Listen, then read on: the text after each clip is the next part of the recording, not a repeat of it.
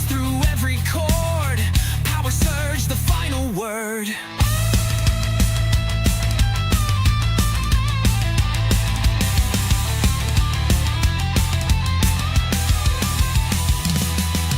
Shatter chains with sonic waves. Carve the air like razor blades. No escape, no retreat.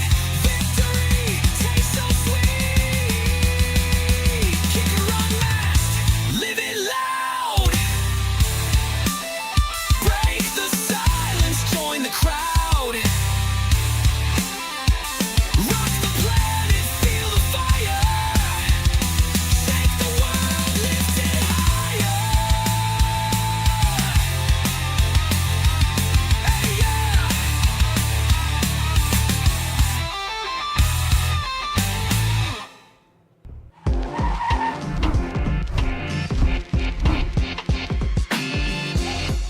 Good evening, ladies and gentlemen, boys and girls. Thank you for being here again on Tuesday night. It is Tuesday night, and we're so glad you're here with us. We have a fantastic show. Now, if you remember last week, we had the real Dan Bowman here. Well, tonight we have another live guest, and we have another second guest who's going to be in the feed a little bit later. So we've got two really smart people you're going to want to listen to. So be sure to stay here for the whole show. And of course, if you want to win stuff at the end of the show, you got to be here to win it. Speaking of which, we had a tour with DJ and Naomi. I'm going to show you a picture a little later. DJ won a couple weeks, maybe 3-4 weeks ago. He won second place, and he and Naomi drove here to Stillwater to pick up his prizes and took a full facility tour with Jacob Lucky. Super fun to do that. So let's see who's in the house tonight. Kyle, good evening. Bobby, of course, you're always here. Bobby was first, right? Bobby, you're here like 4:45 yesterday, I'm guessing. So good evening, Bobby. Thank you for being here. Andy, of course, you're always here because you are part of the Kicker fam, like everybody who tunes in regularly. Who else we got? Christopher Austin, hello. Hello, all. Is that an accent thing that I don't fully understand? Probably. And Justin Holden, good evening. You're going to win, Justin. Justin, I'm going to hold you to that winning. So you're probably wondering, hey, Aaron, who's working here tonight? Well, we have another skeleton crew. We've got Ernie. We've got the colonizer. Wave, Ernie, colonizer. Hello, guys. And that's it. That's it. Because JW and Mr. Bambro, they are working. See, they are, where are they this week? I forget. They've got some event they're doing. Oh, Ocean City Jeep Fest in Ocean City, Maryland. So those guys are out there. And if you go to that event tomorrow, give Jeremy a high five. It's his birthday. Yes, JW, Jeremy Wynn, birthday tomorrow. So give him a high five if you see him. And Mom, if you're watching, happy birthday to you too. My mom's birthday is tomorrow. She never watches the show. But just in case I send her a clip, happy birthday, Mom. Love you. So stay tuned. We're going to go to a quick commercial. We're going to bring Todd into his seat. We have new chairs. Wait till you see these chairs. Oh my gosh, they're wonderful. So we'll be right back. All right, Todd, come on in. It's been a long road since the original Kicker christened that first pickup truck. It kicked off a car audio renaissance, and upgrading your music in a vehicle was a requirement. America's music machines became living loud over your passion, your emotion, your existence. Outdoors or on the open road, your sound is Kicker.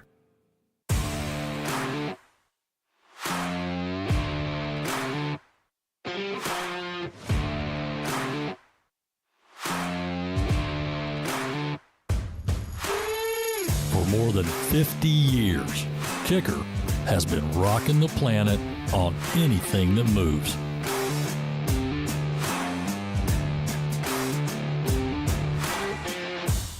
Kicker, the legacy continues.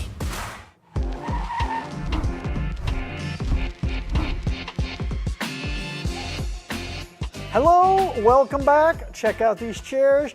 You can kind of sort of see it. Look at that. It's got a high back, it swivels, it's got arms that rotate. This is plush. No more awkward moments with my chair. And Todd has the same high quality chair. Thank you, Ernie, for getting us high quality chairs. Enough about the chairs. So Todd, some of you folks know Todd. If you came to SQ at HQ here at Kicker in May, you probably met Todd, and you probably heard some of Todd's handiwork. Todd created Riven Audio. Todd is the creator and actually builds all the Riven processors himself. Before we get to the processor though, let's learn a little bit more about Todd and why we should pay attention to Todd. So Todd, who is Todd? By day, Todd works for the FAA. Oh, your mic is not. Hold on. Todd's mic is not functional. Give us just a second here. Todd was about to tell us he works for the FAA, the FA. Oh yeah, he's muted. That's okay. We got it. He is unmuted. Go ahead, Todd. There you go. That's what happens when I lean on the mute button. Sorry about that. So Todd, who is Todd? Yeah, Todd, by day, I work for the FAA. I work in technical training for technical operations. So I work on making sure training is built for those technicians that work on all of the air traffic control equipment. Okay, so big brain and mouth to go with it. I guess so. That's fantastic. Okay, so clearly you're a very smart dude. Thank you. So what got you into the crazy world of car audio? Well, I mean, car audio gets you into the crazy world of car audio, right? True. So I was a competitor about 20 years ago. First started hanging out with some friends that were into sound quality car audio and kind of got the bug like you do. Sure. So I played around in that and eventually started competing. And of course, here in Oklahoma, when you compete, you're going to be running into Mark Eldridge.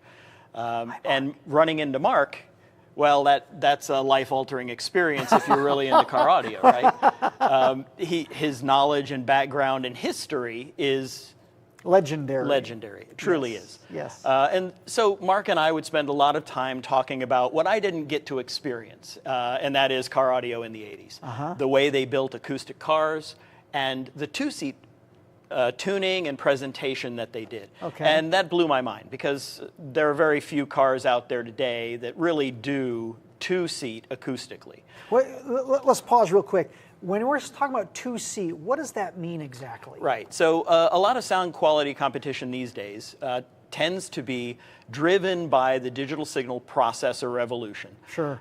And the car audio experience, the visual presentation, the auditory presentation, is built very much like you would listening to stereo in the center of a stereo triangle. Okay. Right. So the driver's seat is the primary space for that presentation. Sure. If you're not in the driver's seat, you're not optimally configured to hear the true experience. You'll feel the bass, you'll hear the tonality, but you won't hear the picture. Yeah, that nice that's sound spread stage out in front of you. Yeah. And that sound stage is so very critical in Yes. sound quality, especially in competition. So the idea that before there were DSPs, they competed with two good sounding seats confounded me and intrigued me. I was very interested in the idea that that was possible. And so that kind of started my mind working. How can we reproduce that in the digital signal processing age to provide two great sounding seats that sound as good as the best left seat in a perfectly tuned competition car? Okay, so Mark, actually, funny story, I'm going to meet Mark in Bixby, Oklahoma on Thursday. I'm driving up there to say hi. There you go. Because Mark and I are looking for a way that we can work together and possibly bring some of his genius to some of our retail partners in a way that only Mark can do. So I'm excited to add that to this conversation. So you started competing, you started working with Mark, you heard Mark's award-winning cars, and you're like, oh my gosh, how do I do this? Now, you were competing against him at some point, correct? Well, not directly against him. We were in different classes, but we all had the same goal, and that was the best score of the day. Sure. And by the time I got to the end of competition, we were right there neck and neck, and that was an extraordinary experience. Yes. I also spent a lot of time working with Mark tuning his two-seat NASCAR. Okay. So I got to sit in the right seat while he sat in the left seat, and we talked about the technology that he was using and how he was going about it and what he really wished he had. And that was a good way of presenting the center vocal information to a center channel speaker. all of the tools that he had available to him presented a surround sound experience. Okay. And that surround sound experience was very different than what we expected in a stereo competition. Okay, so let's talk about surround sound for a minute. So we're talking like Dolby, DTS, there's some like Logic 7. Logic 7, and right. going back in the day, the old car audio ESP3 processor from Audio Control. Okay. There have been many attempts at creating a really good center channel processor to provide that two-seat experience. But they don't really create a stereo-like experience. Okay. So when listening to them, it's much like going to your home theater system and playing some stereo music, but putting on Neo X or one of the Dolby upmixers. Yes. And what you get is a really enjoyable experience, but it's very different from stereo. Sure. You have things panning all around you in ways that don't feel natural, that don't feel like it's part of the stereo listening experience. And so that was my quandary. There are a lot of upmixers available, and some of them sound really good, but none of them sound like stereo. Okay. So that was sort of the defining feature is I don't want surround sound in my car. I want amazing stereo for me and my girlfriend, boyfriend, husband, whatever it is. The person sitting next to me. Absolutely. Now, yeah. normally, at least for me, because I'm self-centered, I like the soundstage to be where I'm seated, and I don't care so much. My wife doesn't care at all about audio. She just likes music. So I want to focus it for me, but you're not as self-centered as I am, so you want to have great sound on both sides of the car. Yeah, well, and the other side of that is when you have a competition car and you're demoing that car, you're demoing it from the right seat. Yes. While the listener is in the left seat. So I give demo listeners the best possible presentation I can, and I get the worst presentation from a spatial perspective. Yes. I get all the tonality and all of the impact and fun of the music, but I don't get to experience the sound stage like they're experiencing the sound stage. With this, I can. Okay. So let's talk about this processor. Now, you were telling me over dinner that you had listened to a lot of different processors, and none of them really did what you wanted them to do, and that's kind of what sparked Riven. Yeah. Take us there. And well, I mean, that really is the story. Listening to all of those surround sound processors never really hit the mark. They were all very enjoyable. Sure. And a lot of new cars come with Yep. multi-channel surround sound systems. Yeah. If that's the sound you're looking for, there are a lot of processors available to help fit that need. But there was nothing that presented the same kind of true-to-life, expansive stereo soundstage that I expected from a well-tuned left seat in a competition car. Okay. And so that really started me down the road of starting to understand what it would take to develop something that met my goals. So I need a little bit of defining multi-channel versus upmixing. What are we talking about there? There are a couple of different ways to approach that. One is from the home theater perspective.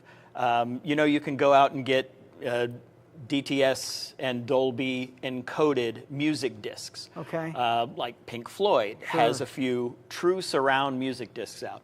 And those discs are mixed from the beginning with multiple channels intended. Okay. So in the mixing environment, they used multiple individual tracks and mixed them in space across multiple individual speakers to be played back by a home theater receiver with multiple individual outputs. Okay. Right? From beginning to end, it was intended for that outcome. Most music isn't designed that way. Right. It's in stereo, Right. right? So you have a left channel and a right channel. What an upmixer does is take whatever number of channels the music presents and creates more of them from the information inside the music. And so what this does is takes the left channel information and the right channel information and creates a center channel from that. Okay. And then removes all of that information to the center channel and provides you with 3 outputs instead of 2. What that means is you would need a left channel in the car, a right channel in the car, as we normally expect, Right. and then a center channel that would reproduce the center channel information.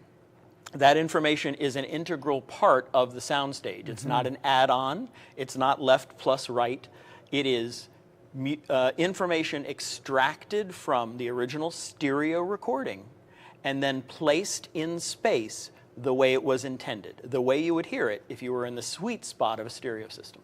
So let's break off for just a second. Now, in a high-end home audio 2-channel system, you're sitting, you've got a left speaker, a right speaker, and then your chair is in a perfect triangle between those. So you've basically got equidistance between each speaker and your head. Right. Okay, so that listening experience, if you never had that experience, by the way, find one in a high-end audio store or a friend, and wow, that's incredible. Do that. Okay, now that's what you're doing with Riven, excuse me. Yep. I keep saying the car company, Yeah. Riven, who came out first. So that's what you're doing in the car Right. in both seats. Okay, so I mean, this is magic. I'm looking at this box here. Ernie, you can see this. Okay, so on this side, you've got stereo in, left, right, in, and then 3 RCA outs. So it's really simple, what's going in and what's coming out. I mean, conceptually, it's simple. And then the other side, you've got your optical input and USB Correct. input. Okay, so is this all that I need to make this magic happen, or is there more? Well, all of the magic happens in the box, but it requires a system in order to express itself. Okay. Right? So you have to have a source, and that source is going to be anything from your cell phone. Your cell phone can be plugged directly into the USB port. You hit play, and it works just like a up-mixing DAC. So you could bypass your factory-installed radio if you wanted to. Absolutely. You just Okay. plug your phone directly into the USB port, hit play, and you're done. Okay, so that's... So that's the input side. The output side has to go to a digital signal processor. Okay. That digital signal processor, as we would normally expect in a sound quality installation, is going to do all of the normal digital signal processing things. It's going to provide crossovers Okay. for your individual speakers. It's going to provide equalization so that your individual speakers, when combined, can fit your target curve. Okay. And then it's going to provide time alignment. Okay. And normally that time alignment would be used to correct the time delay to create, as best as possible, that equilateral triangle, Right. even though the speakers are at the wrong distance to Right, achieve that. right. So we use time alignment to try to help correct some of the geometry problems, but because we apply so much time to one side and so little time to the other side, you optimize for one very small location in the entire space of the vehicle. And if your head is in that one location, then you experience the soundstage. And if your Sure. head moves even a little bit to one side or the other, the soundstage falls to the nearest side. Yeah, Right. yeah, okay. So the goal of this is to eliminate that. You can be sitting in your seat, and regardless of where you sit, you change perspective to what is in front of you, a complete sound stage. Okay, so let me say this. If I was at a concert and I'm sitting on the left side of the stage, I'm going to have this experience, but I'm going to be able to pick out where all the singers are, the guitar, Yeah. the drum, all that. I'm going to see that. Now, as I'm walking in front of the stage to the other side, all of that perspective is going to shift as I move, but the people aren't moving. They're still Exactly. there. It's just I'm the one moving. So what you're doing with Riven is what I just described? Yes, it recreates that experience within the automotive acoustic environment. Front seat or back seat? Front seat, back seat, it really doesn't matter. Sitting in the front left seat, you would expect the left side of the stage to be to your left, and it is. The singer to be in the middle of the car, and he or she is. Yeah. And the far right stage to be way over there on the other side of the car. Yeah, yeah. If you change seats to the right seat, the left stage and the right stage stay in exactly the same locations. Yeah. The singer is still in the middle of the car, and you've simply changed perspective. Right. Not just left to right, but as you do, the depth of the sound stage that is created by the processing also remains completely intact. If you close your eyes and listen to the singer, you can hear the room around the singer as reflections coming back in a perfectly natural way. So we're getting depth of stage, but we're also getting depth between the walls, the stage, the floor, the ceiling. So we're getting the whole room. Correct. Right? We're being able to hear the whole space. Really. And not in a surround sound way where you're plopped in the center of the room. Right, right. But from a two-channel perspective, a stereo perspective, laid out in front of you as if the stage were right there. Okay, one more question for me, and then we'll take some audience questions. A bunch of questions. Okay, so one more question for me, and I kind of jumped over this because I got so excited. All right, so back to the processor. So you've got your source unit coming out of the source unit. You go into the processor. Out of the processor, you go into brand XYZ DSP, digital signal processor. So if a guy already has a complete system, but he wants to go to the next level, the Riven level, he doesn't have to buy a bunch of new stuff. He just add this to the system. Right. He adds that between the source that already exists and the digital signal processor that already exists. You want to run one additional RCA for the center channel output to the DSP, and then run amplification to the new center channel that you install. Okay. You retune the system around the configuration, and that's it. So you don't have to scrap your system and start over. No. You're simply adding to it. Okay, so Christmas gift idea. Here's a Christmas gift idea. For the guy or girl that's already got an award-winning system, they want the next level, you can just add it in. Yeah. Okay, good. All right, let's take some audience questions. It's my turn to shut up. Jason, good evening, Jason. I'd like to know how Riven could be installed when you run optical from head unit to DSP. I guess the 3 RCA outs will have to go into the DSP RCA inputs. That is exactly correct. So in that circumstance, you would plug into from the source to the optical input on the Riven SRP. That would be processed internally and exit the left, center, and right output RCAs. Those plug into your system DSP, and you're good to go from there. Straightforward, simple. Okay, good. Great question. Thank you, Jason. Next question, Ernie. Oh, Jason again. Hey, Jason, a lot of questions. I'd like to know exactly what the Riven does. Explain it in theory, please. That's a really deep question. Hold my beer. Yeah, right? Essentially what it's doing is it's mapping out the similarities between the left channel and the right channel. If you're sitting in the perfect spot in a stereo triangle and information that is played in the right channel and in the left channel at the same time, at the same level, and in the same phase, creates a center image. Generally speaking, that's going to be your singer, probably your bass player a little bit to the left, and then the drummer and the full kit behind them, right? To one side and the other of that trio, you'll have guitars, other instruments. Singers, yeah. That information is panned when the music is mastered to the individual locations, or if it's a proper stereo recording, is done with a set of crossed mics. That information is all embedded in the recording itself. So what the SRP does is it determines whether or not information is common to the left and the right channel in both amplitude and in phase. And when they're the same in amplitude and phase, it goes into the center channel output bucket.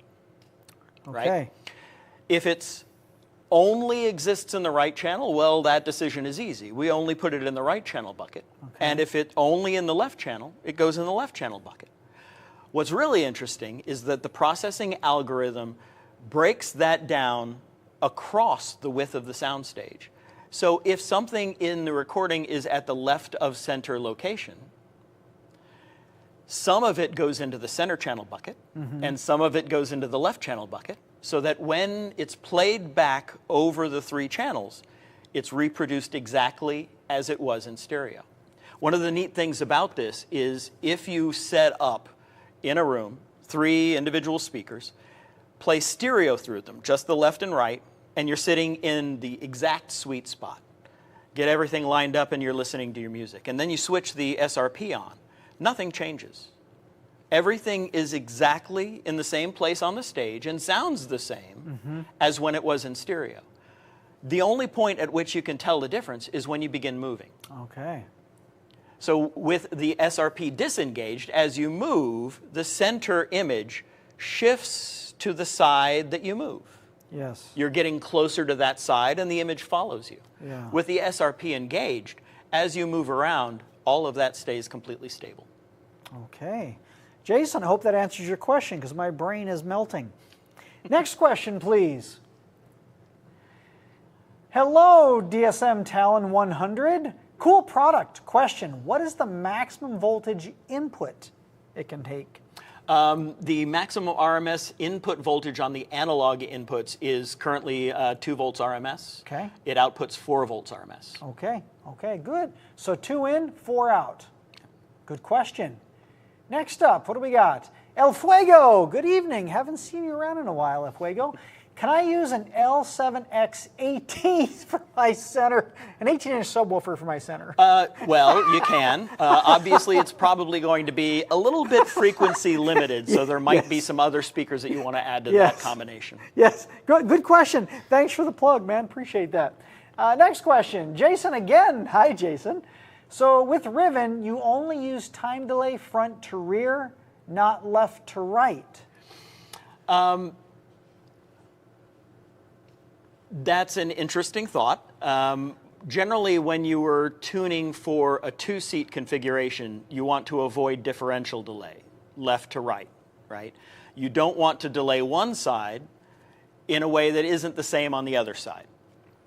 The phantom images that are created by the SRP, located at left of center and right of center, you don't have physical speakers there, right? So those are phantom images. Those images in space are created by the left channel and the center channel. Their amplitudes and delays relative to each other determines where that phantom image is located in space. Just like with a stereo 1-seat setup, adjusting delays moves the phantom images. The same is true here.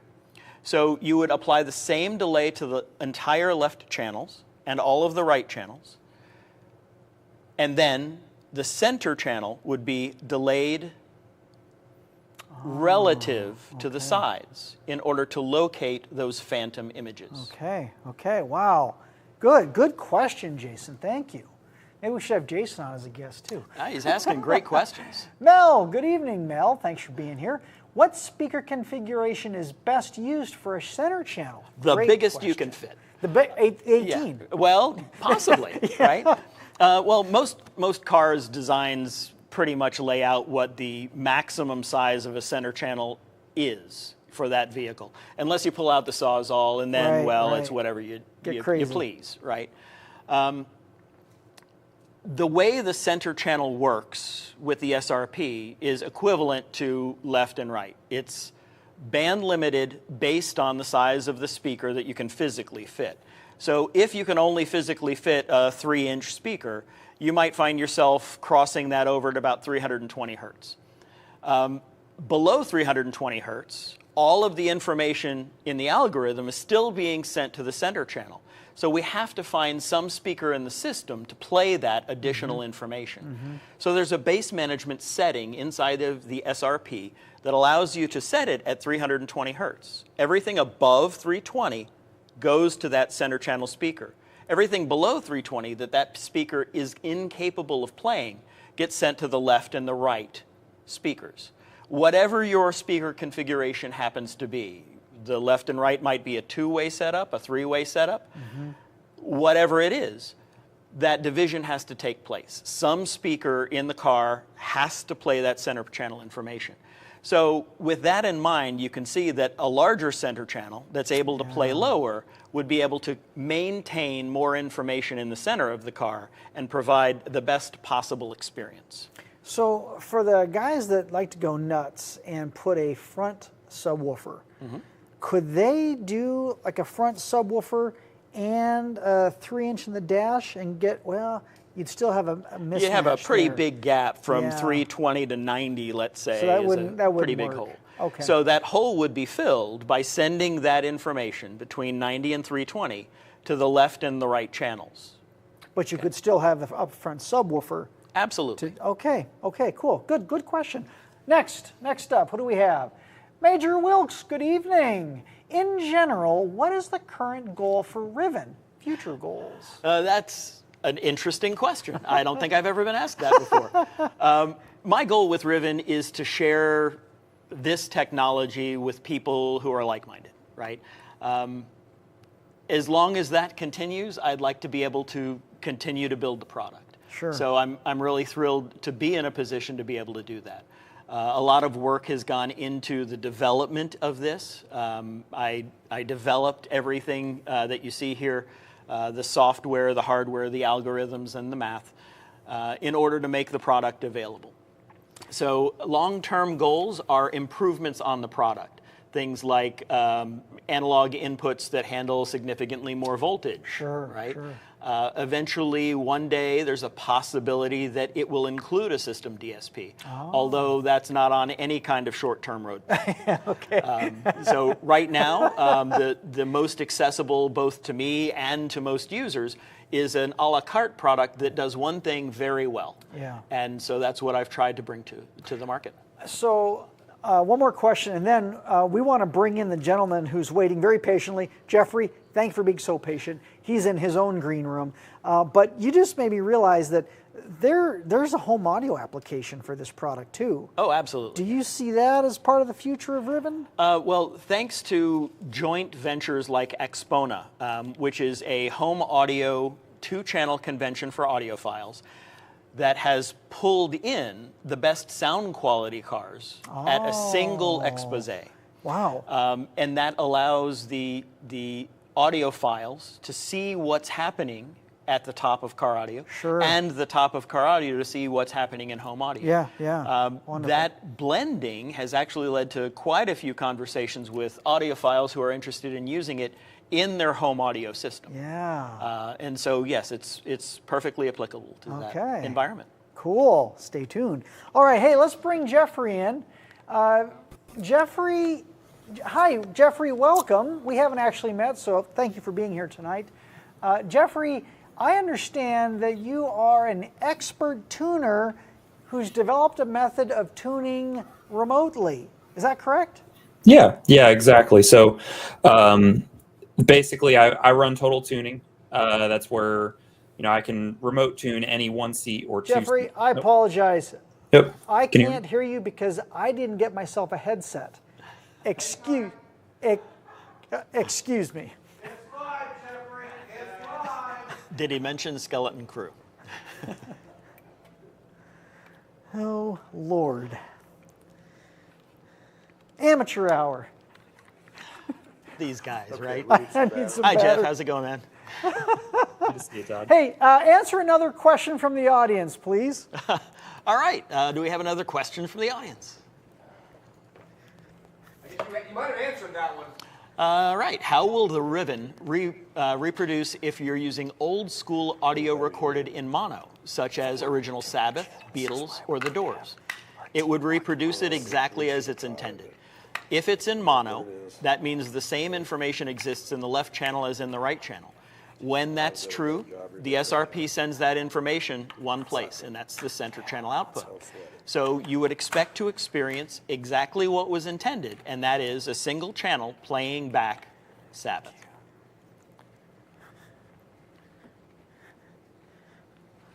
Retail price for the Riven is $799 for the analog input version, and the analog input version lacks the digital input for optical input. Lost that guy. It's okay. Having all kinds of fun tonight.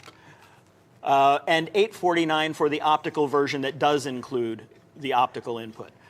The optical version can be switched back and forth between analog inputs and optical input simply by loading the appropriate firmware.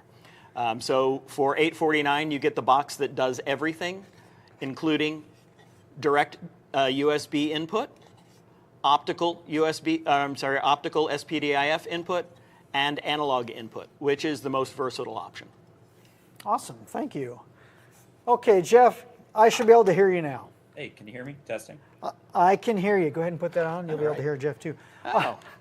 Sorry, Jeffrey. I apologize for that. So again, so you have developed a method of remote tuning where you can set up a system without actually having to be in the car. Is that correct? Yeah, it took me a number of years to figure out how to do it. So basically, the quick background on that is I decided to try and work on my tuning process just for in person, and then decided to work on making that to where it was a more repeatable process. Okay. So basically how it works is I use a product called the JL Max. It's a dual FFT array. And when I started tuning with it, I realized that when you got, if you got the targets set up right and you tuned it correctly, you got in and you didn't really have to make many changes. So in other words, like your imaging was correct, your tonality was correct, everything was pretty good when you first got in. And I started tweaking that over a number of tunes, about 100 or 200 tunes or so in person.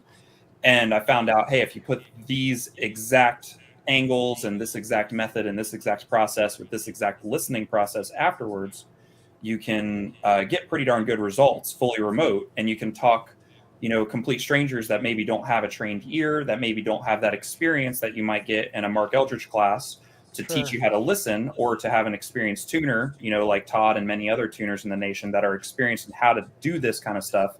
You can walk them through a very basic guideline and say, okay, cool.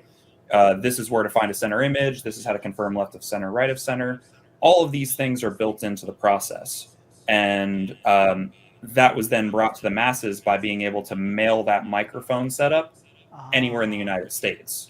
So I can ship this microphone straight to their door, and a total stranger that might be 4, 5, 8, 10 hours away from their closest best tuner, they can get a fantastic result. Wow.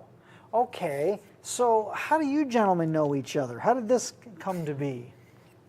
Yeah, so long story short, I met Todd and I originally met years ago when I was just starting to get into competition car audio. And of course, he was already an industry veteran. And, you know, actually he doesn't know this story, but the first time that I actually was around him was finals many years ago. He had his Audi there and he was trying to tune it the night before finals, I believe. And I think that was the first time that I met him.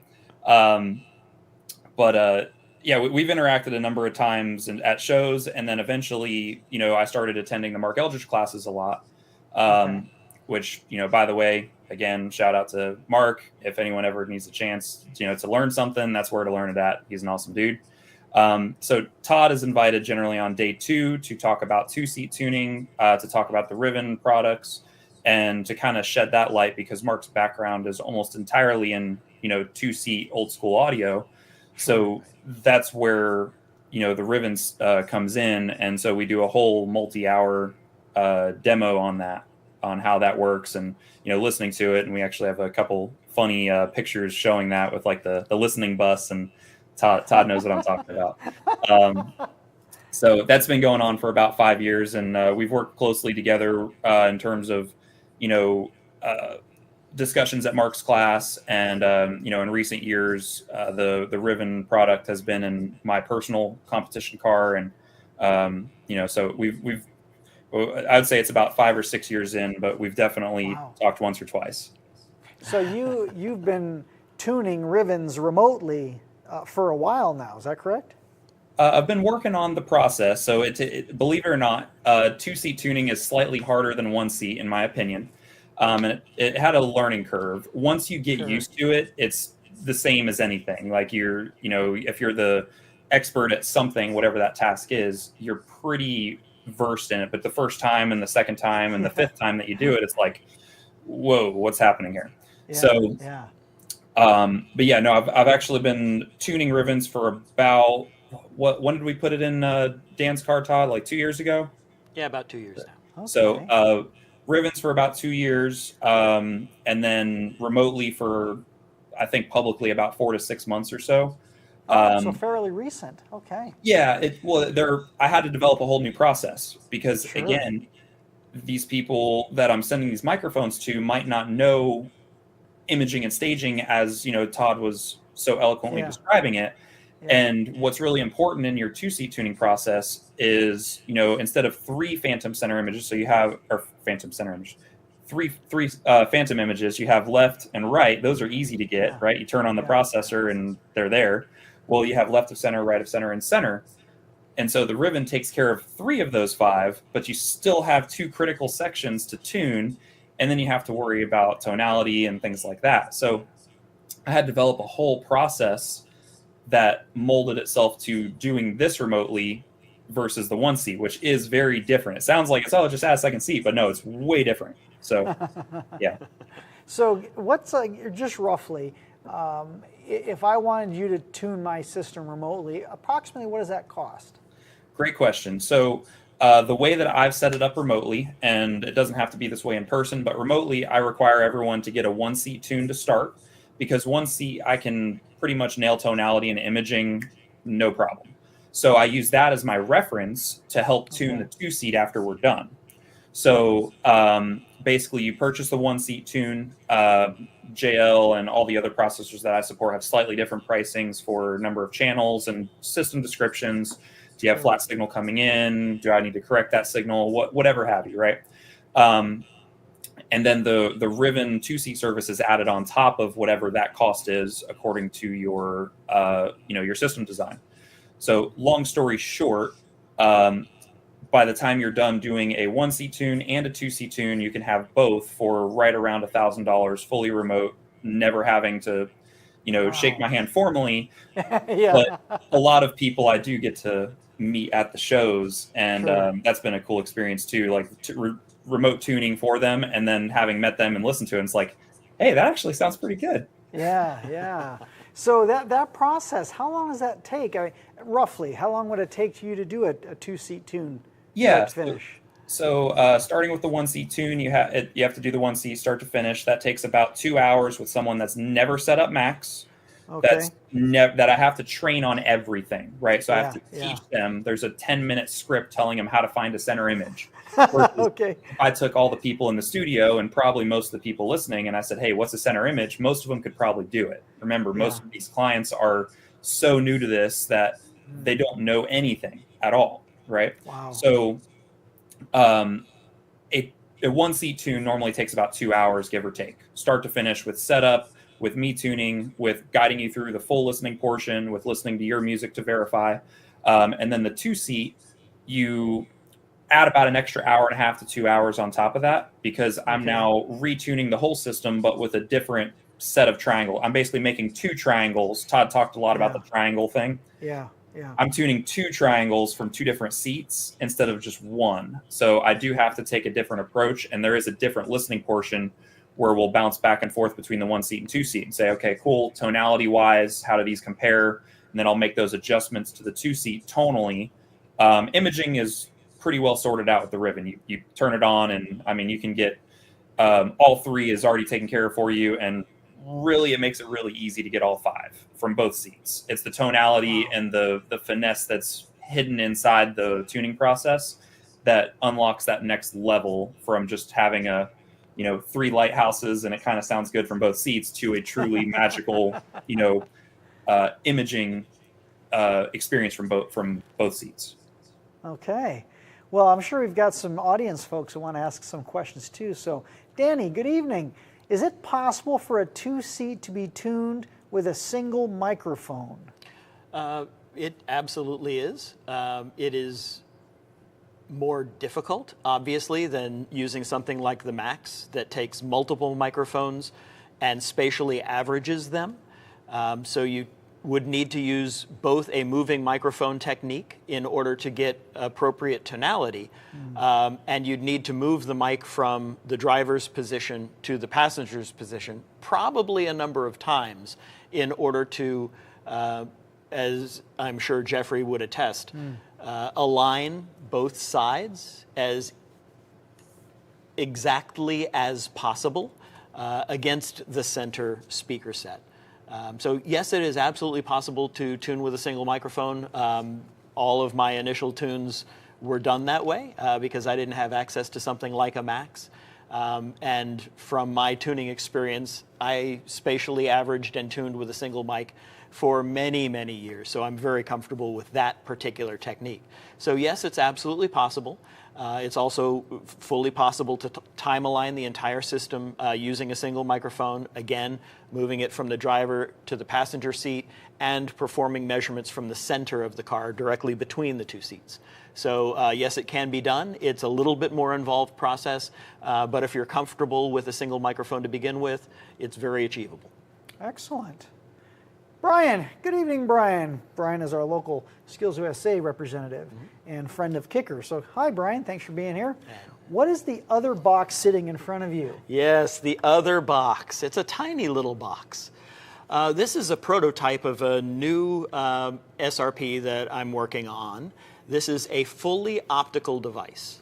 So it actually accepts optical input and requires 2 optical outputs.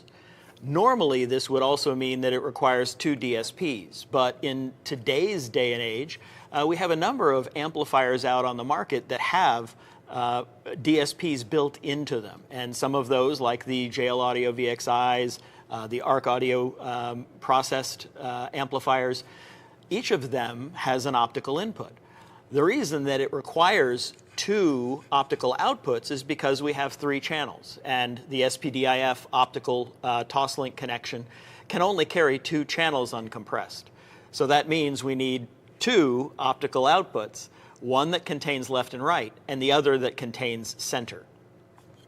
So using this device, you'd be able to go optical in from a source that provides an optical output directly into your DSPs over optical.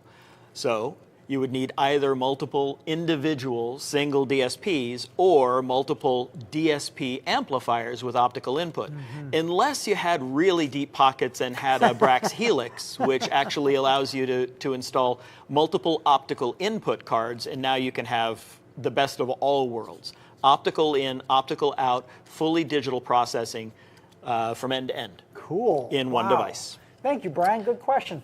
Let's take one more question, and then we'll have Jeffrey wrap us up. Audio Guy, good evening, Audio Guy. Does a 2-seat tune make the soundstage wider? In a lot of cases, yes, it tends to.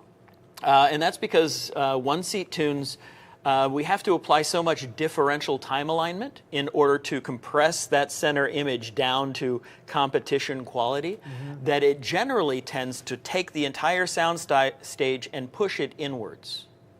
Since the SRP does not apply differential time alignment between left and right, it allows the natural width of the car and the audio installation to really take over. So in most cars, I do find that a 2-seat tune not only provides the same soundscape acuity, the ability to identify locations in between the far left and right, but also provides a wider soundstage. Do you find the same to be true, Jeffrey? Yeah, so in my version of that, the 2-seat with the SRP allows the width that would have been there had you not done all your tuning, right? Which is kind of what you mentioned.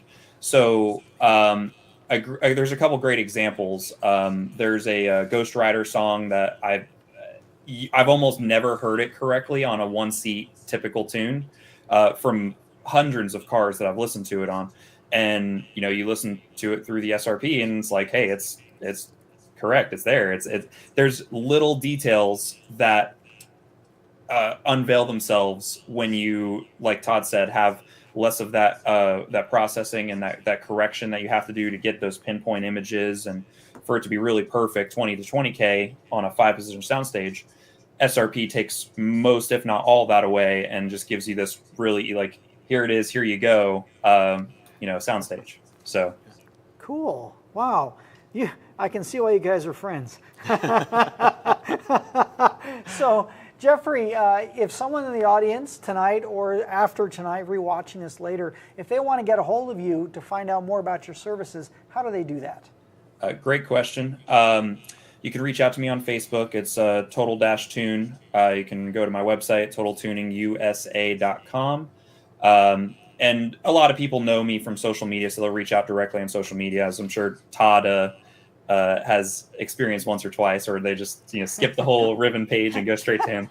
But and if anyone wants to go and meet either of us in person, again, Mark Eldridge class.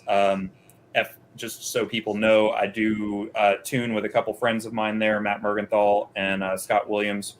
The three of us will go there and tune a couple cars while we're there. So if anyone's interested, that's also included in the Mark Eldridge class. Where are you based? Great question. I'm in College Station, Texas. I run front of house at Mobile Toys in College Station here. And so I'll make the 7 or 8 hour trek up to Tulsa 2-3 times a year.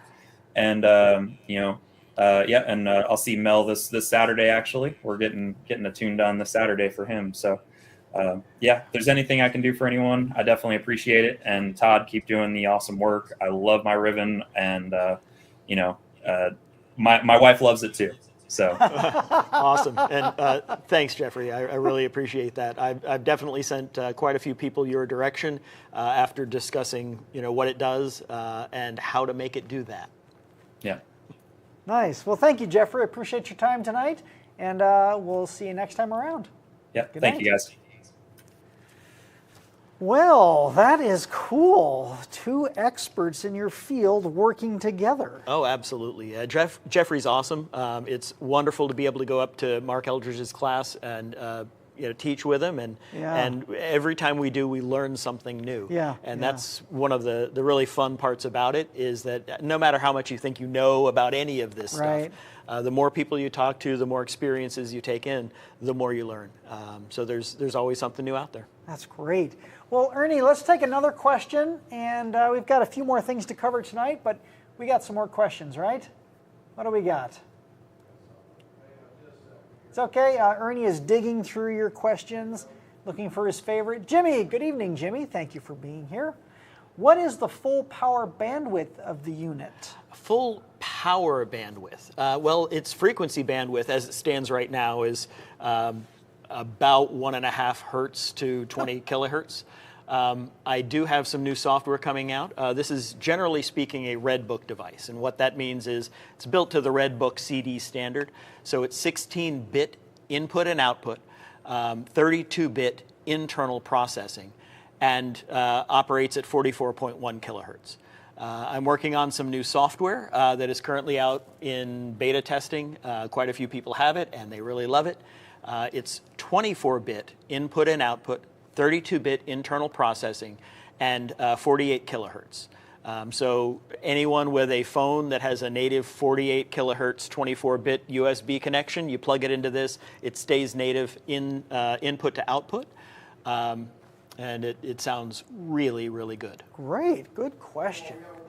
Okay, SJ Audio Guy, good evening again, thank you. Where are the triangle points in a 2-seat tune? That's an exceptional question. When you're sitting in the left seat in a car that has a left channel, a center channel, and a right channel, it is fairly easy to recognize that the distance between the left side mid-range and the center channel mid-range are very close to equidistant, right? So as you're sitting there thinking about this space, you've got your left mid-range over here next to the windshield, probably up firing from the dash, a center channel in the OEM factory location. It's probably also firing up to the windshield from the dash. And then over on the right side, you've got a mid-range doing the same thing. So from the left seat, the left and center form a stereo triangle. That is to say, you've got a real speaker on the left, a real speaker on your right, and a phantom image directly in front of you. Only instead of being center, that is left of center. You've got a real speaker all the way over there on the right side of the car as well, and the center speaker. The right speaker and the center speaker also form a triangle for you. And the difference in distance is much shorter than left channel and right channel in a stereo configuration, right? So now the triangles are geometrically smaller, And both of the triangles are geometrically more equidistant. That means that significantly less processing, time alignment processing, has to be applied to any stereo pair in the car in order for your triangle to be set up correctly for the phantom images it will create. When you're sitting over in the right seat, exactly the mirror image of that. And so the two triangles that Jeffrey was talking about are the left and center speaker from the left seat and the center and right speaker from the right seat. Yeah. Wow. Wow. Good question. All right, I guess we got another one. Bobby Burkett. Aaron, question, does it play below 40 hertz? It does. It plays to DC. Oh my gosh. Okay. Thank you, Bobby. Keeping it real. Below 40 hertz, there is useful information. All right. Okay, good, good. So we are going to take a short break because our good friend here needs to go home and fix his air conditioner before he can go to sleep tonight. So we're going to take a short break, but we want to say thank you so much for being here. Thank you, Aaron. It has been so much fun, Todd, and I'm sure we'll see more of Todd in the future. Hey, Mario. Because, well, he lives nearby, and he's a great guest. So thank you, folks. Be back in 1 minute, and we're going to walk Todd to the door. Something about your hands on the wheel, got a sexy touch. It's enough to make me and my Chevy blush so long. Take it on, with that highway, turn me on. I'll let you drive, babe. You can take it fast as you want to. Girl, little dirty looks damn good on you. Start me up, Stones on the radio. Girl, I love it when you let go. Don't waste your way in the wrong way. Get off on some 4x4 play.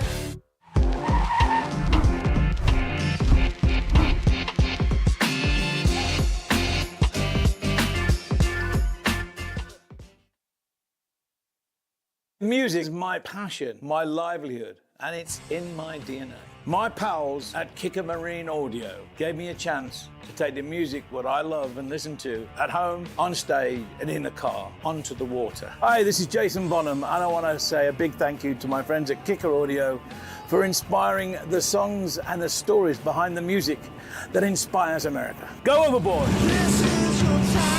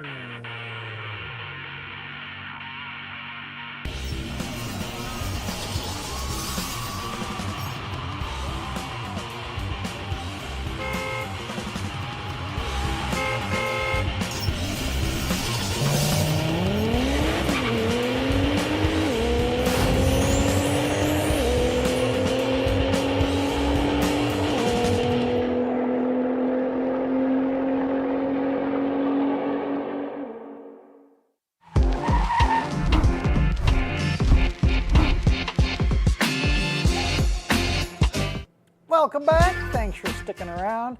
I got to tell you guys and girls, one of the most fun parts about doing Unmasked is meeting really smart, passionate people. This guy here, Todd, wow, we had dinner with him, and I almost had to stop eating because my brain could not process anything, including chewing, while he was telling us stories at dinner. 2 weeks ago, we had Dan Bowman on. Super smart guy, knows everything about communication and high-level sales techniques. Just wonderful to have so many smart people. And of course, the audience. You guys ask great questions, which really keep the conversation moving. So thank you for that. So now we got some Q&A questions. Our tech support guys, usually Anthony up in tech support, he'll give me these questions. And we try to get the questions that are something relevant to about the topic we're talking about. So here's the first question tonight. What's the best woofer you offer, KICKER, for sound quality, and what box? Now this of course depends on who you ask here at KICKER, but generally speaking, the most people will tell you that the Comp Q is the best sound quality subwoofer. And in fact, Brandon, one of our guys in R&D, Brandon is using a Comp Q15 in an infinite baffle, a true infinite baffle setup in his Honda Civic.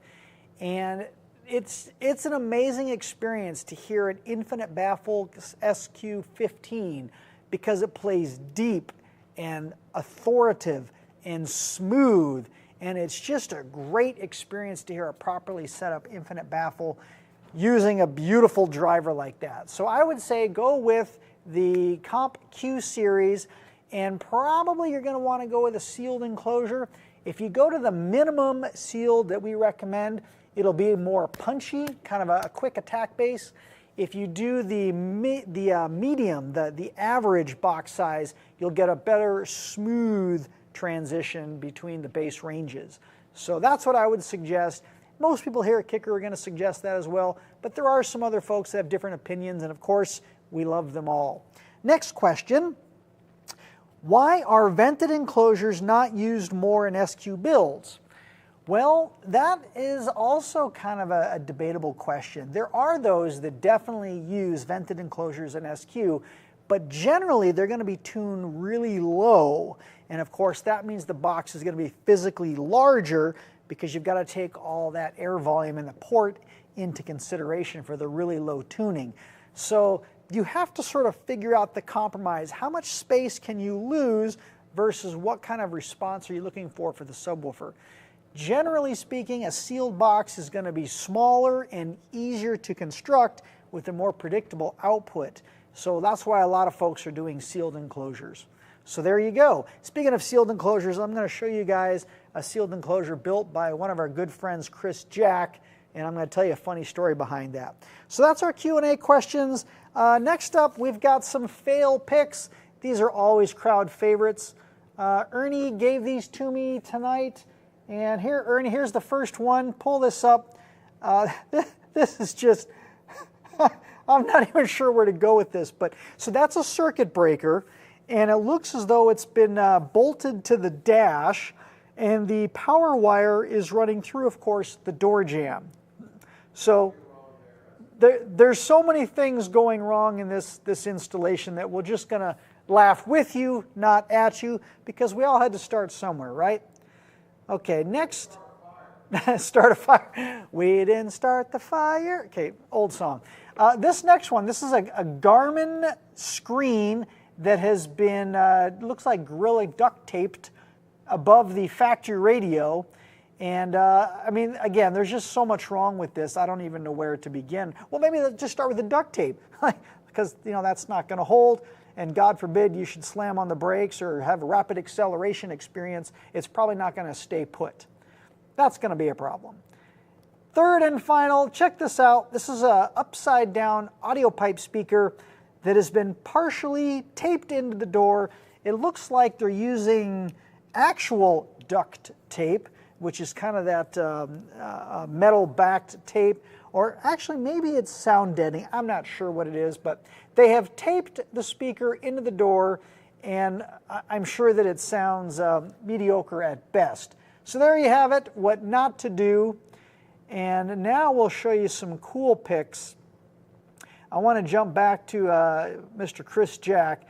So as you probably know if you watch the show a lot, Chris Jack is the national chair for the Mobile Electronics Installation Competition, Skills USA. And so Chris is a great friend of the industry. He's been in the industry longer than I think I've been alive. But he built an enclosure, and I want to show you this enclosure he built because he built it on his balcony at his apartment. So yes, he built the enclosure on the balcony at his apartment. There's the enclosure, and here it is with the woofer. He reached out, he needed a woofer, so we found him a Comp R 12-inch woofer. He designed and built this sealed enclosure for it. This is a little bit shaky, but this is the test fit in his car. I forget, I think it's a Hyundai, but he basically designed the box to fit perfectly where the seats fold up, fold down, right there in the trunk area. So there's this test fit. That's what it looks like from the backside. You can see the Skills USA logo down there. He is die-hard. Now here it is with the woofer and the carpeted enclosure. getting ready to go into the vehicle, and there it is, the final fit. Nice job, Mr. Chris Jack. Looking good, and I bet it sounds fantastic. He is running a Kenwood 5-channel amplifier that he procured, and so he's got about 500 watts RMS on that subwoofer. I bet it sounds excellent in that sealed enclosure. So that's it for the Chris Jack pictures. A couple more pictures I want to show you. So I was in Detroit last week doing a training for our friends at Best Buy, and I wanted to show you a quick picture. I was talking to these guys and girls about doing the show, so hopefully some of you folks who were at the training are watching tonight, because here are your beautiful smiling faces in the conference room. Good evening, hello, I hope you're there. And then this picture, this is what I told you earlier tonight. DJ and Naomi came to pick up DJ's prize winnings, and he got a full kicker tour from Jacob Lucky. They had a great time. Nice couple of people right here. So that was fun. So if you do win and you're local, come pick up your stuff and get a great tour as long as one of us is available. Now lastly, we have an actual install cool picks section. Here's the pickup. We're not sure the owner of the pickup, but that's okay.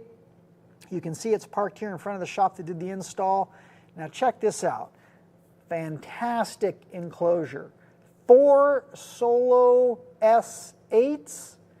Beautiful box. I bet this thing just hammers nicely. And then of course, to power it, we've got a CXA 1800. Lots and lots of power, plenty of headroom driving those 4 8s. Very nice system. So that's our cool picks. And let's see, what else we got going on here? Oh, events. I already mentioned that JW and Stephen Banbrow, they're doing the Ocean City Jeep Fest event this weekend, and they have the XRV out there. So if you're in the area or just a few hours away, go to that event, say hi to those guys. It's an amazing event. There are Jeeps everywhere, and there are guys doing actual installs in the Jeeps on the beach, so you can buy a kicker system and have it installed on the beach in real time. It's a fantastic event, so go say hi to those guys. Also, coming up next weekend, our very own this weekend, John Myers is going to be in Dallas, Fort Worth area at Knowledge Fest. Now, this is an industry-only event, so if you're not in the industry, you can't attend. But if you are in the industry, go to Knowledge Fest. It's a great opportunity to learn a bunch of good stuff from a lot of great guys, and Mr. John Myers is going to be there. So please go check out Knowledge Fest in Dallas, Fort Worth area this weekend. Now let's do prizes. Colin, who are the winners? Third place winner tonight is,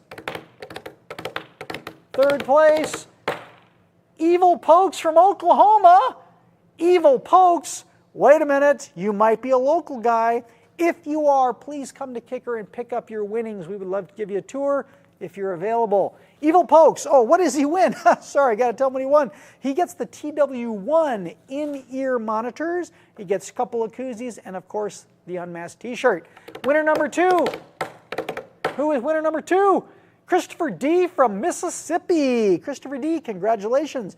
You get the TW2, which is the step-up in-ear wireless earbud monitors, 2 koozies, and, of course, the t-shirt. Winner number 1 is Elsa C. from Texas. Congratulations, Elsa. What do you win? You get the BF100 Bullfrog. Wonderful Bluetooth speaker. Love it. Of course, the t-shirt and 2 koozies. So there's our winners. Thank you, guys and girls, for being here tonight. Andy is doing an after show. Andy has got to experience a Riven processor or 2, so he's going to talk more about that on his channel. So be sure to stick around for Andy's show. And our next show is going to be Tuesday, September 2nd. So Tuesday, September 2nd, tune in. Oh, wait, I almost forgot my dad joke. I got to do a dad joke because, well, I'm a dad and I love dad jokes. So if a baby refuses to nap, a baby, your child, who is crying and screaming, refuses to nap, are they resisting arrest? I love being a dad. Thank you, folks. We're so glad you're here tonight. We'll see you next time. Good evening. Join the crowd. Feel the fire. Shake the world, lift it higher.